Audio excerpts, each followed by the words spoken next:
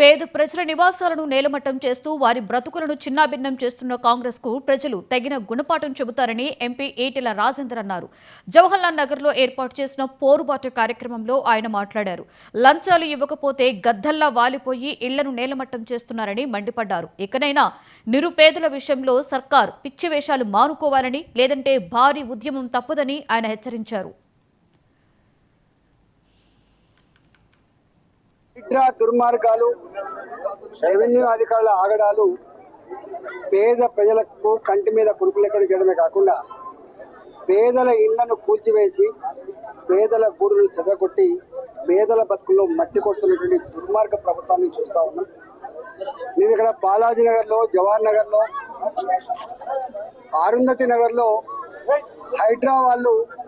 revenue అధికారులు 30 ఏళ్ల క్రితం 40 ఏళ్ల క్రితం కట్టుకున్న గుడిసెలు కావచ్చు, రేకుల షెడ్లు కావచ్చు, ప్లాస్టిక్ షీట్ల కింద జీవించే వాళ్ళు కావచ్చు, వాళ్ళ భూమి 30 గజాలు, 40 గజాలు, 50 గజాలు, 60 గజాలు చిన్న అంటే పొట్ట చేత పట్టుకొని కూరగాయలు అమ్ముకొని పండ్లు అమ్ముకొని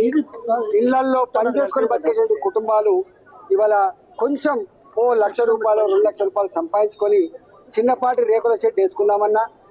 రేకుల షెడ్ తీసేసి ఒక స్లాబ్ వేసుకుందామన్నా కూడా గద్దల్లా వాలిపోయి లంచాలు కనుక ఇవ్వకపోతే, లంచాలు ఆ 30 గజాల నుంచి 60 గజాల భూమిలో ఇల్లు కట్టుకుందామంటే ₹4 లక్షల, ₹5 లక్షల లంచం ఇవ్వకపోతే కాంప్లైంట్